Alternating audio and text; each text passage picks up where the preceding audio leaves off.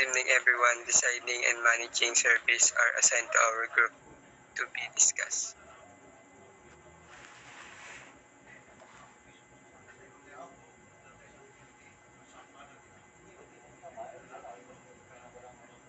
Learning outcome. Analyze the concept of service design. Illustrate the challenges of service innovation and design. Familiarize with the difference service design principle. Learn the difference among types of service setting. Explain the necessity for service process redesign.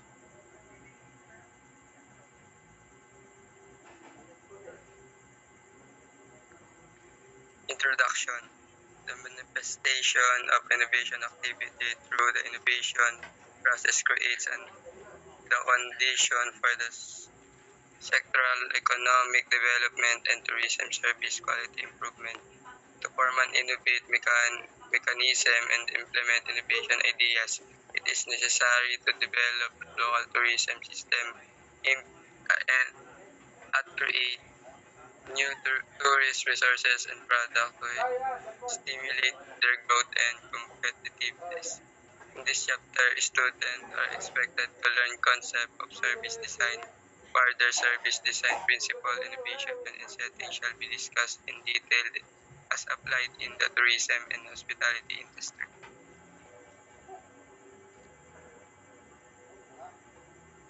Concept of service design. Design is a term of related to the physical structure or model of certain product that is aimed to provide more value, better efficiency, and or enhance performance of the goods.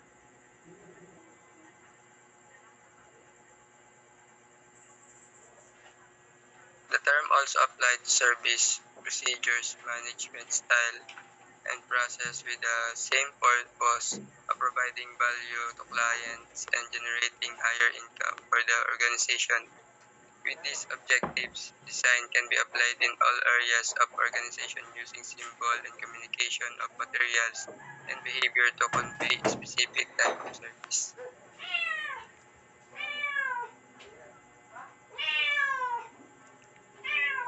Holistic. Although the design is focused on the customer, the organization should not forget the idea that environment plays a big role or influence on how well services could be delivered.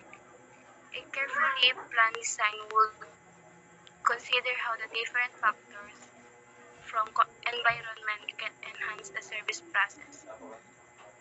Sa negosyo, ibig sabihin, tinitingnan mo lahat ng bagay na may kinalaman sa negosyo mo, hindi lang isa o dalawa. For example, sa isang kainan, hindi lang dapat masarap ang pagkain, dapat din malinis ang lugar, mabait ang mga empleyado, maganda ang ambience, mabilis ang service. Pag lahat ng ito ay okay, mas maganda ang magiging experience ng customer. Next po.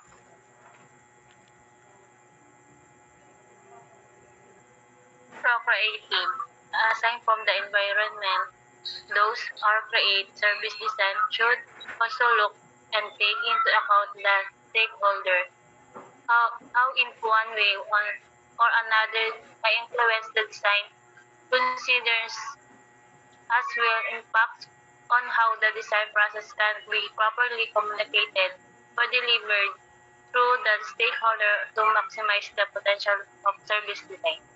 Ibig sabihin po na kapag gumagawa ng service design, hindi lang environment ang tinitingnan, kailangan ding i-consider ang mga stakeholder kasi sila din ay may epekto sa design. Dapat pag-isipan kung paano maayos na i-communicate at ma-deliver ang design process sa kanila para mas maging effective. Halimbawa, gumawa ka ng service design para sa isang coffee shop, hindi lang dapat yung ambience at layout ng store ang i-concert, kundi pati yung mga barista, supplier at customer. Kung hindi mo may concert kung yung barista, baka hirap sila sa workflow. At kung hindi mo rin may concern yung supply, baka ma-delay ang deliver. At syempre, yung customer, sila naman yung pinaka-user ng service. Next po. So, number 3 po is user-centered. So, aside from the environment, those who create service design should also look and take into account the stakeholders who, in one way or another, may influence the impacts on how the design process can be properly communicated or delivered through the stakeholders to maximize the potential of the service design. So, sa paggawa ng service design, bukod sa ating customer and environment, napakahalaga na isama natin ang mga stakeholders kasi sila yung mga taong may malaking influence sa design na gagawin natin, tulad ng employees, customers, at partners. Kailangan din nating intindihin kung paano mapapaliwanag ng maayos ang design sa kanila para ma-maximize ang potential nito. In short, para maging successful ang service design na gagawin natin, hindi lang dapat ang customers ang iniisip, kundi pati na din ang mga taong involved sa process na gagawin natin. So, next po.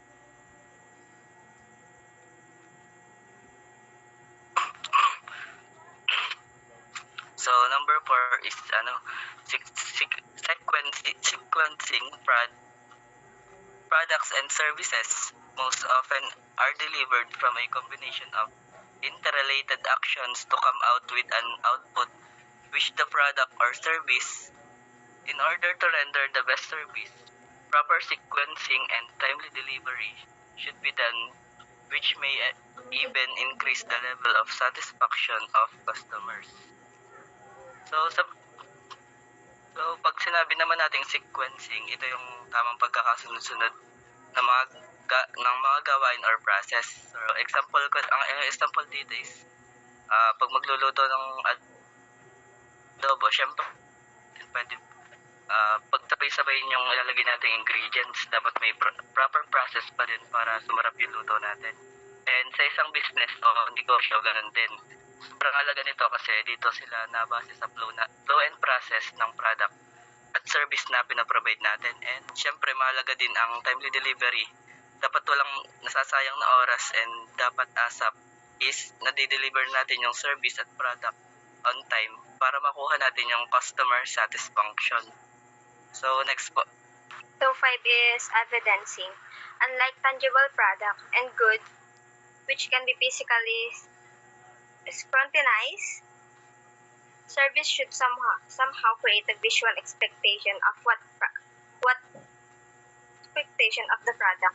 This would make the service establishment difficult to forget, for it has created an impact to the customer already. So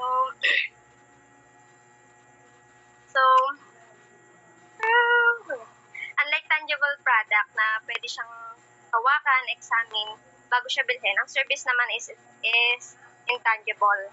So, dapat magbigay yung service provider or mag-create ng visual expectation or some form of evidence na pwedeng ipakita sa customer kung ano yung dapat nilang expect sa product ay sa services. Tapos, ito yung makakatulong sa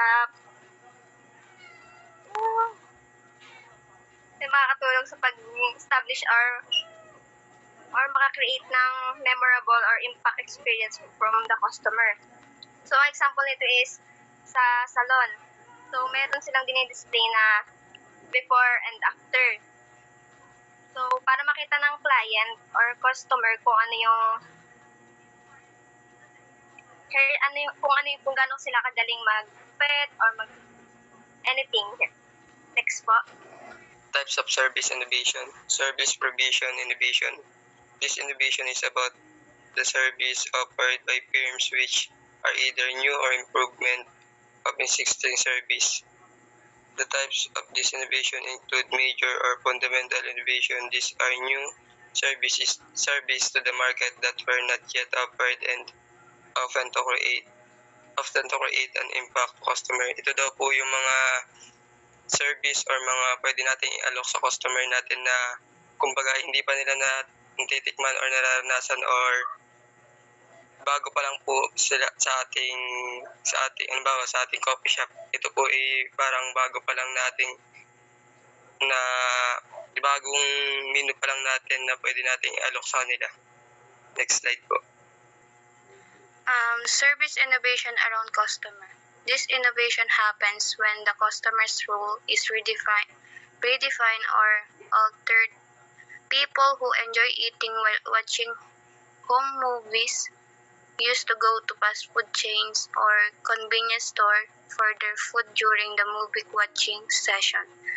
New companies now are offering delivery service to bring the food that customer wants right at his doorstep. Dito po ay means changing or improving service to make things easier and more convenient for customer. Instead of customer adjusting to the service adjusts to the customer's need. Karaniwang ginagawa ito parang gawing mas maginhawa at mas mabilis at mas personalized ang service. For example, noon, kailangan pa natin pumunta ng fast food para bumili ng pagkain. Pero ngayon, pwede ka nang umorder online at ihahatid na lang ito sa bahay mo. Kagaya ng food delivery apps tulad ng GrabFood, Foodpanda, and online shopping kung saan pwede kang bumili ng gamit nang hindi lumalabas ng bahay. Yun lang po. Next.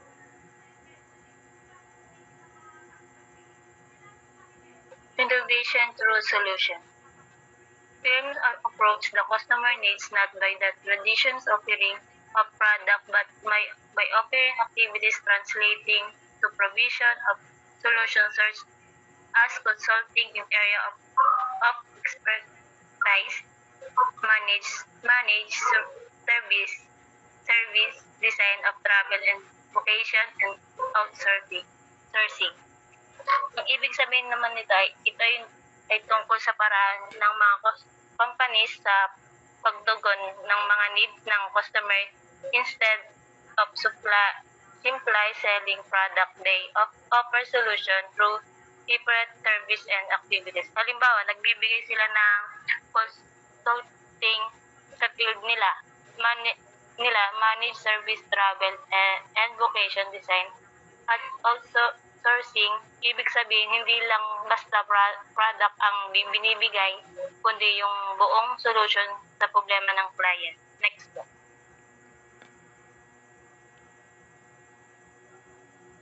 Service innovation through interconnectivity. The advancement of technology brought for the digitization of most electronic products which the digitization sensors are built into this appliance, including ways that the equipment and communicate. The sensors can capture data that can then be transformed to create information and connectivity. Ibig sabihin naman nito, dahil sa advancement ng technology, dumadami ang electronic product na with digitization, nagkakaroon na ng built-in sensors and appliance. These sensors help device communicate with each other and nakaka-capture ng data. Yung data na ito ay pwedeng transform into information and connectivity. Insert, nagiging smart and connected by device dahil sa innovation na ito. Next po. Blueprinting is an illustration on how services are rendered and shows how the design is applied that displays the interaction between departments or elements as part of our PPT. Tinutukoy dito, ang service of blueprinting services ay parang makikita po natin dito yung pagkaplano. Makikita natin dito ang kabuuan kung paano ginagawa o paano natin bubuo ang isang proyekto, isang serviso. Dito natin makikita sa likod nito ang mga iba pang detalye tungkol dun sa mga proyekto na ginagawa namin. Next po.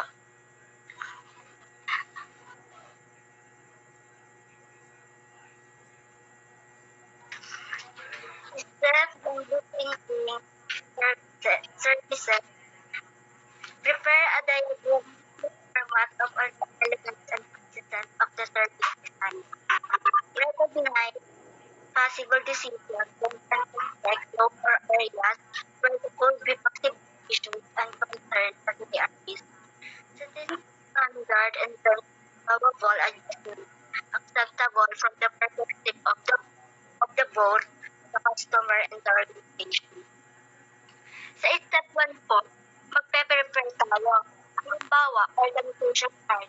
Dito nakalagay ang element ng asset ng service design. Kailangan natin i-recognize yung possible decision points of mga tools and areas na possible mag-issue of concern na pwedeng lumaki ang kapit sa service design. At about dito, iniikot dito ang setting standard for allowable adjustment. Ay importante para i-share natin na fair ang product customer at hindi naman nalilagyan dito ng adjustment. Ito ay parang paggawa ng mga rule na parang alam ng lahat. Next po. Any photos, slide, or video of the process can be very useful as a pieces of evidence that represent contact points, encounters, or interaction. Analyze the impact of the pieces of evidence, contact points, and interaction or as regard to the effect to efficiency and profitability of the organization. Ito daw po ay isang paraan para maayos na mamap at ma-analyze ang bawat hakbang ng isang serbisyo mula sa mga makikita at nararanasan ng customer hanggang sa mga nangyayari sa likod ng operation. Nakakatulong ito sa mga negosyo na mas maintindihan ang buong journey ng customer, ma-improve ang proseso at makapagbigay ng mas maayos na serbisyo. Madaling salita, kapag ina-analyze natin ang mga evidence, contact points at interaction, mas magiging malinaw kung saan kailangan ng improvement kapag inaayos ito. Mas efficient ang serbisyo at mas kumikit ang negosyo dahil masaya ang customer at babalik sila. Next po. Selected methods and tools for service process.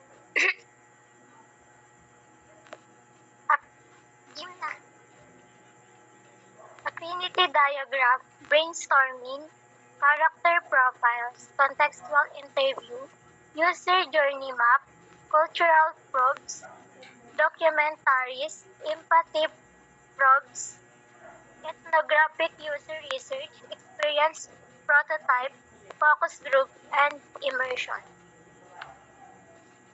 Next po.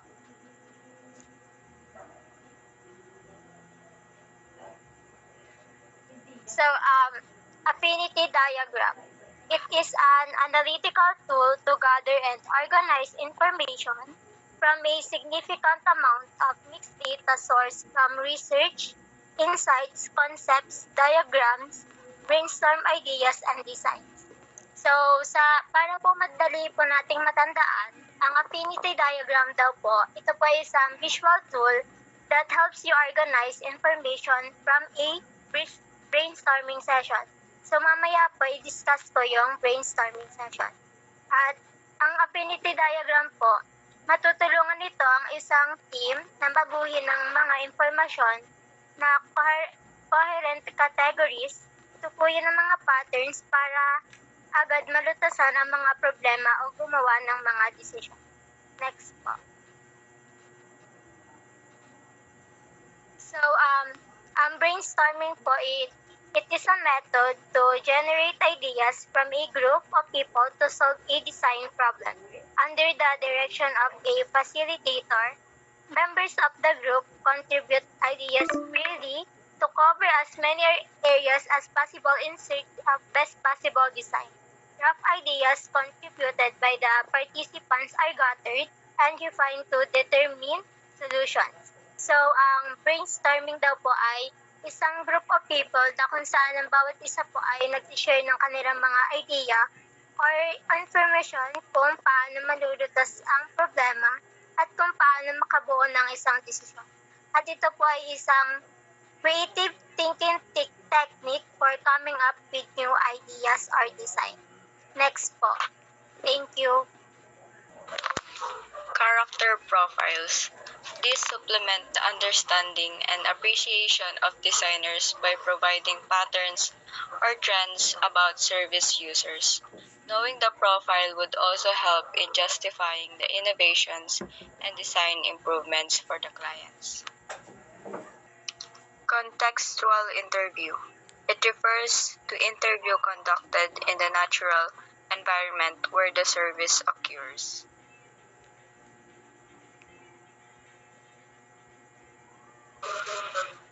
Sa user's journey map, it's the diagram that uses illustration, photographs, and or codes telling about the journey of the user through a service. So, pinapakita po dyan yung hakbang at nararamdaman ng tao habang gumagamit ng serbisyo. Like example po yung sa online shopping. May step-by-step process po. Yung una muna po is magse-search ka kung anong produkto yung bibilin. Tapos i-add to cart. Sunod ay payment. Sunod ay waiting for delivery. And ang last is yung sa receipt item. Next po. Sa cultural problem, these are also referred to as user diary. It provides a way of gathering information about people and their activities and insight about the daily life of communities. So, ang example ko po dyan is yung sa meal planner. Yang sinusulat mo yung mga ginawa mo nung araw na yon. Yung kinain mo nung araw na yon, like nung Monday, ang kinain mo nun ay noodles at nung Tuesday naman ay yung sa fast food with friends. Next po.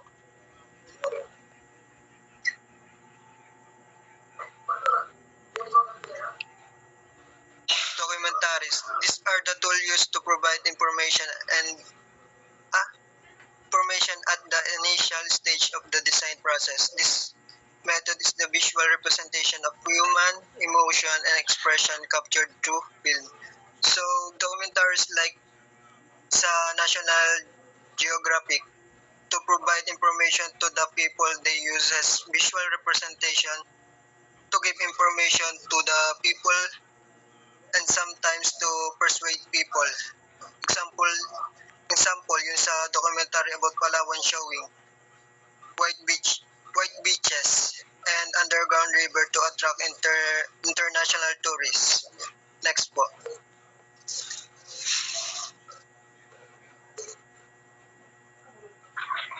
So ano nga ba ang empathy probes? Ang empathy probes is isa itong tool sa pagdidesign na kung saan ay isinasaalang-alang dito ng user yung nararamdaman at iniisip kaysa sa ginagawa at sinasabi. So ang example dito is, kunwari ako, hindi ko nagustuhan yung design na ginawa niya. So, para hindi siya magalit is, parang isasang-alang-alang ko na lang yung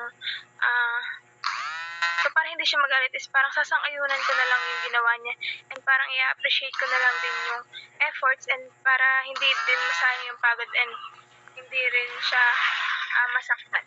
Next po. Ethnographic user research is a tool used to support a deeper understanding of the design issues for service designers. Through this research tool, the designer will be able to establish what motivates the users to do something and what hinders them to not do things. So, ang ethnographic user research po shows the real reasons behind their behavior po ng mga user.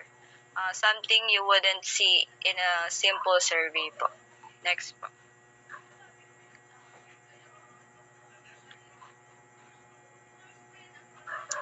Experience prototype.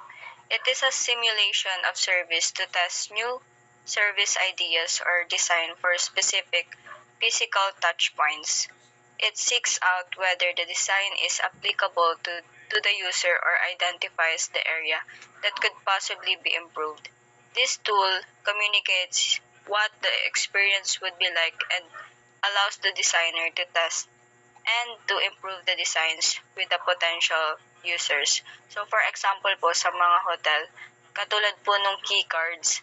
So bago po nila siya ipagamit po sa mga guests or sa mga customers po ay tinetest po nila muna yung key cards kung applicable po ba siya sa mga guest rooms. So pag may mga hindi po sila nagustuhan dun sa kanilang prototype na yun is i-improve po nila bago po nila ipagamit sa mga guests nila. Next po. So, immersion or workshop. It is also known as empathic research or role-playing. A researcher involves himself, herself with the study area by becoming part of it. It is a good source of information since the researcher will have an actual experience with regards to emotions and social interactions with the community. Immersion is parang inaalaw tayo na ma-experience natin yung kung ano ba talaga yung sa actual workplace. Katulad nung way back na tayo ay senior high school or grade 12 ay inaalaw tayo ng school natin or ng institution na ma-experience yung actual workplace para maintindihan natin kung ano ba talaga yung tunay na meron dun sa field na yun. It gives you first-hand knowledge instead of just asking people what they think. You experience it yourself. This helps designers understand emotions and social interactions within a community. For example, sa hospitality, imagine you're designing a new hotel experience. To use immersion, dapat you might work a shift as a hotel receptionist, answer phones, check people in, deal with complainants. This helps you understand the pressures and challenges faced by staff. Stay in the hotel as a regular guest, experience the check-in process, the room service, the amenities, and identify what's great and what could be improved. Participate in a cooking class offered at the hotel. This allows you to experience the hotel's offerings from a guest perspective and interact with other guests.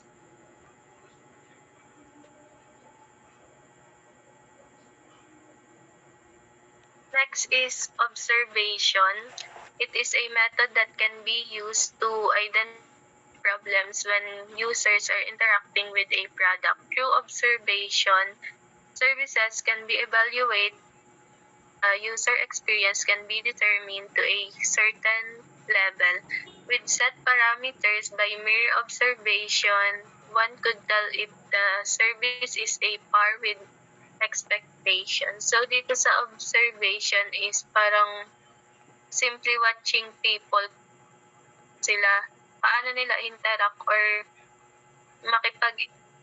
kung paano nila interact ang isang or service para ma-identify nila yung mga problems or yung areas for improvement.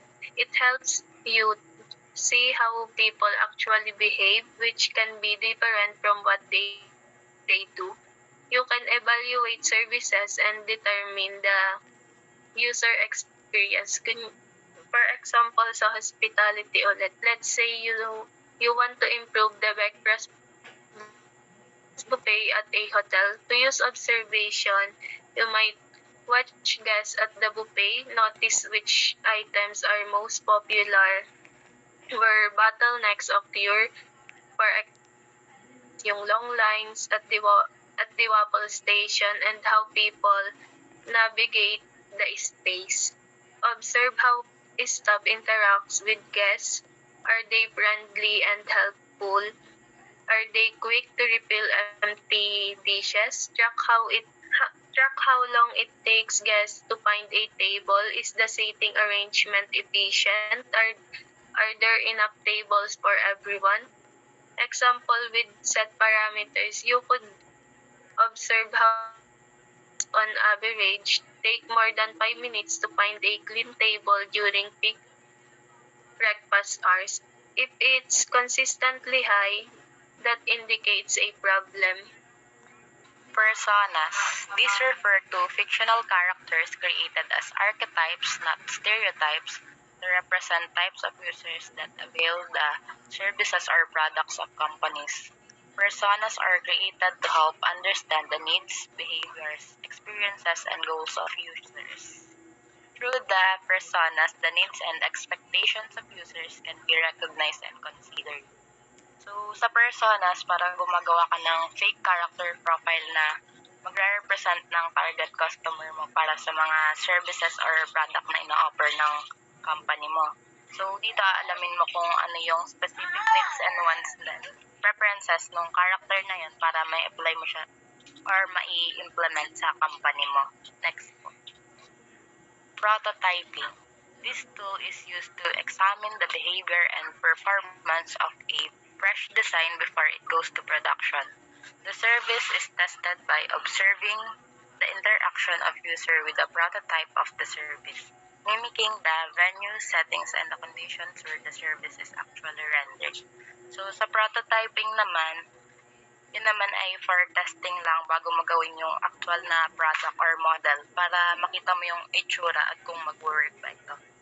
Example nito is yung miniature model ng isang restaurant layout para makita mo ba kung maganda ba talaga yun in actual bago ka mag-proceed sa pagpapagawa ng establishment. Next po. Prototyping methods. Prototyping method is an intellectual development approach where developers create working preliminary version of a product or system to get users' feedback and refine its design. And prototyping methods has six types of, and one is sketches and diagrams. These are used to illustrate the ideas for discussion and analysis. Yang ito daw ay gumagawa or nag-sketch ng mga ideas para i-discuss at i-analyze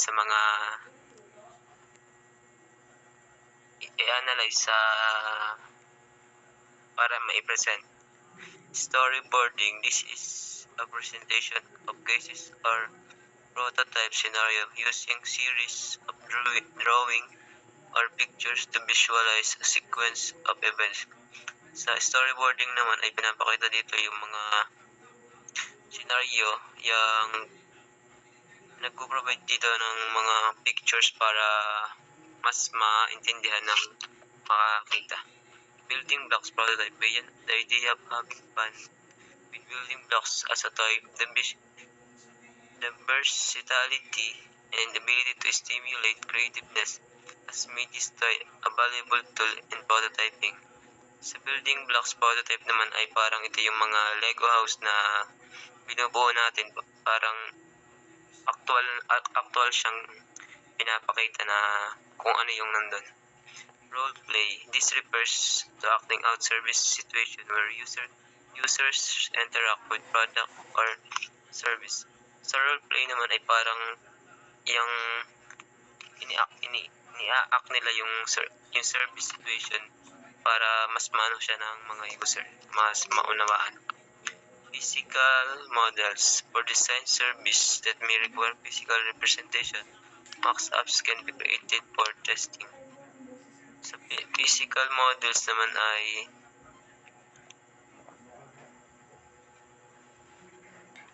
parang nire-require nila physical representation, and dito ginagawa yung pagtetest ng isang pagtetest. User driven prototype. This prototype method uses a unique approach in coming up with a service design. Thank you. Next. So yun, scenarios. This refers to the creation of hypothetical story to visualize how user will utilize a service in order to generate design. Scenarios can either be written or drawn with sufficient detail to anticipate and demonstrate the needs of users. So scenarios are hypothetical stories that describe how a user will interact with a service in a specific situation. They help designers imagine real-life situations where the service will be used. Scenarios can be written like narratives or drawn on in storyboards or illustrations. The goal is to anticipate user needs, behavior, and problems so that the service can be designed to fit those needs better. So ang scenario is storytelling tools na tumutulong sa mga designer na mag-visualize kung paano gagamitin ang isang serbisyo sa real life situations. Next po.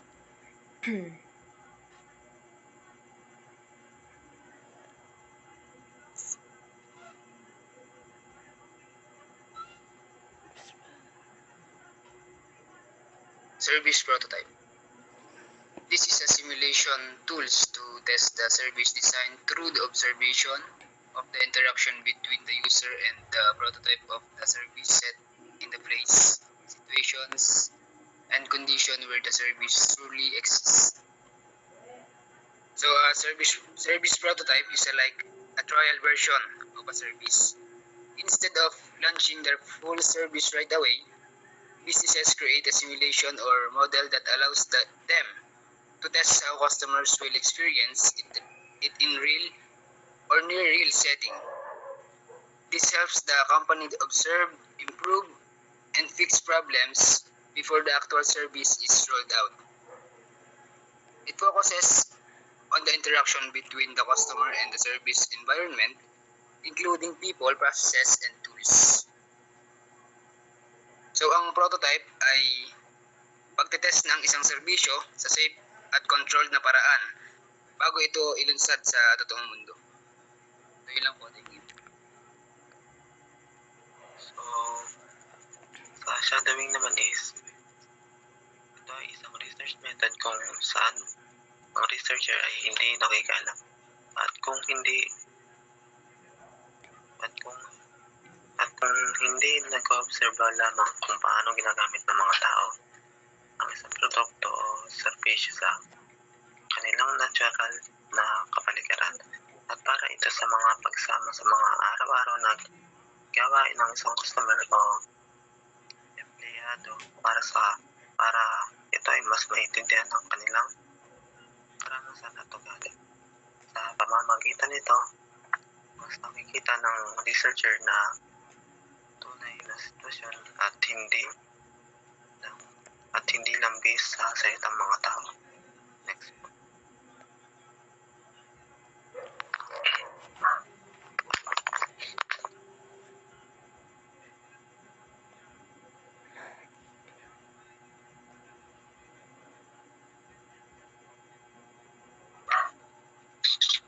So, sa stakeholder map naman is, ito ay isang visual na tool na ginagamit para ipakita kung sino-sino ang mga taong may kinalaman o impluwensya sa isang organization.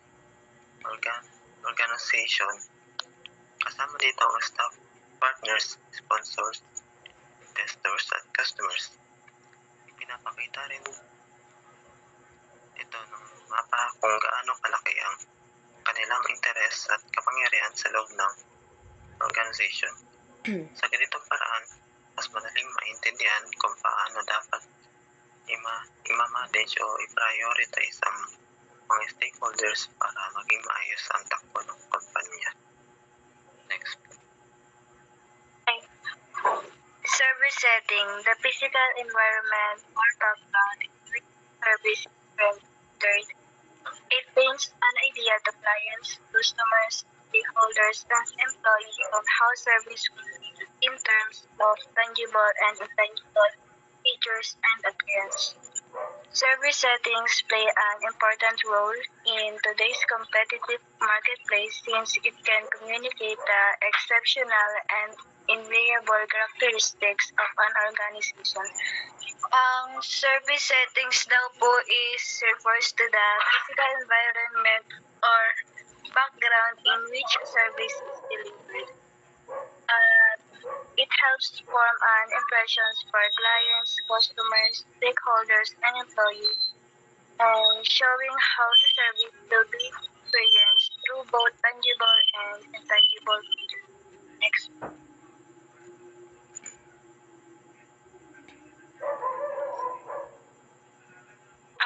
Types of service settings.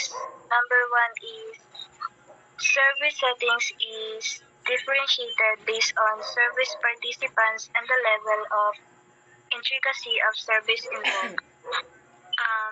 Self-service. Customers of this organization perform most of the transactions and activities. Remote service organizations wherein there are no customer involved in the service settings. Interpersonal service organizations where both the customer and service employees are present.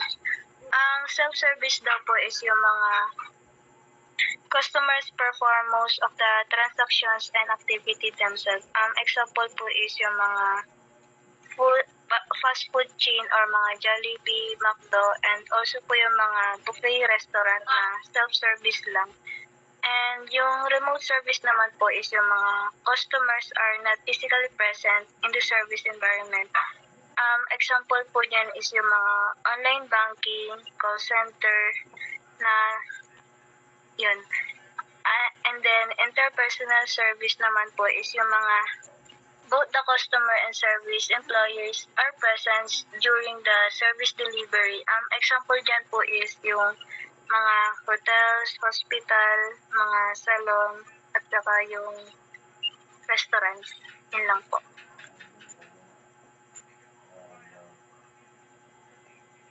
Number 2 naman po is service complexity. There are organizations that are very simple, modest in compositions, few types of equipment, and few elements such are termed as lean. These types often provide service from one simple structure and it is often straightforward in nature. When service setting is an organization is complicated with multiple elements and form, it is called elaborate.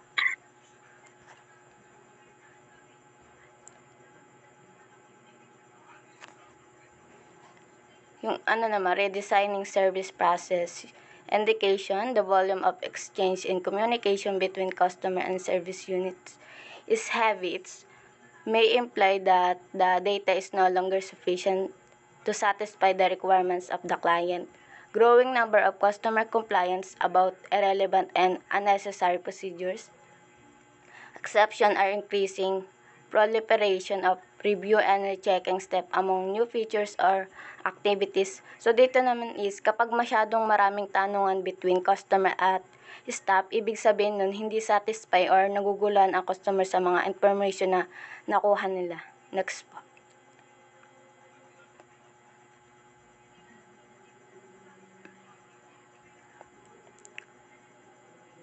Redesigning service process. Number 1 is review the existing service design. So dito is nire-review natin kung ano yung nagiging problema or yung sanhi ng problema sa pagpabagal ng process. Number 2 is removal of unnecessary step.